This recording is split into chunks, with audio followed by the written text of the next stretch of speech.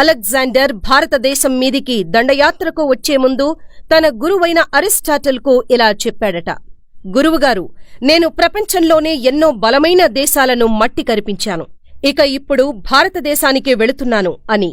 కాని అరిస్టాటిల్కు అలెగ్జాండర్ భారతదేశం వెళ్లడం ఇష్టం లేదు.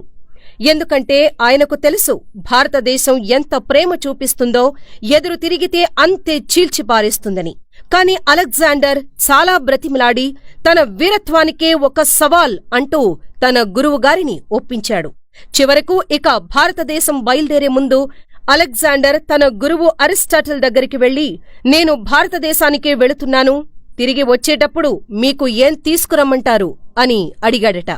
అప్పుడు అరిస్టాటిల్, భారతదేశం నుండి నాకు కావలసినవి, నేను కోరుకున్నవి 5 ఉన్నాయి.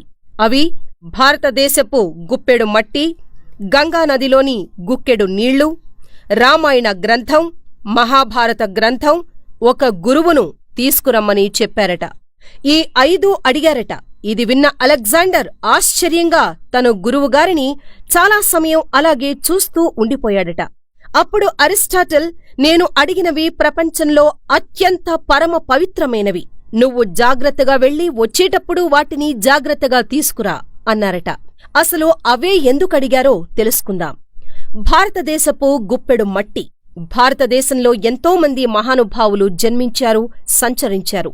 అటువంటి గొప్ప మట్టి ప్రపంచంలో మరెక్కడా దొరకదు. అటువంటి మట్టిని తీసుకురా, ప్రతిరోజూ పూజించుకుంటా అని అరిస్టాటిల్ అలెగ్జాండర్తో చెప్పారు. గంగానదిలోని గుక్కెడు నీళ్లు.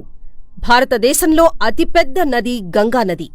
ఇది హిమాలయాల్లో పుట్టి భారతదేశంలో చాలా ప్రాంతాల నుండి పారుతూ చివరకు సముద్రంలో కలుస్తుంది. కాని మధ్యలో అనేక భూములను పచ్చటి పంట పొలాలుగా మారుస్తుంది. దీనివలన చాలామంది ప్రజలు సుఖ సంతోషాలతో జీవిస్తున్నారు. అందువలన గంగానదిని ఒక దేవతగా ఇక్కడ పూజిస్తారు.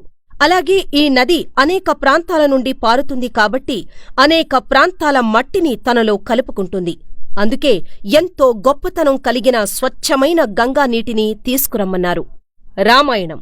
రామాయణంలో శ్రీ సీతారాముల పవిత్ర చరిత్ర వర్ణించబడింది.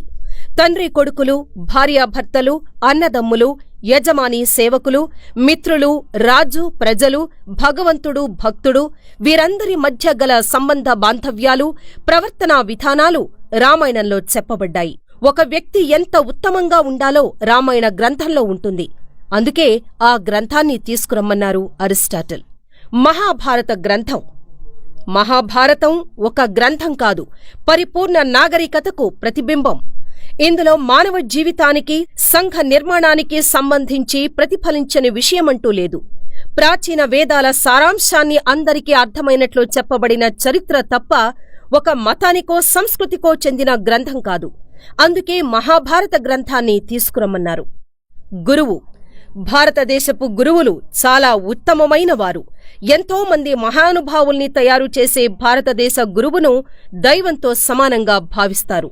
భావించాలి కూడా. అలాంటి భారతదేశం నుండి ఒక గురువును తీసుకువస్తే తన గురువుగా స్వీకరిస్తానని అలెగ్జాండర్కు చెప్పారు అరిస్టాటిల్. అర్థమైందా మన భారతదేశపు గొప్పతనం?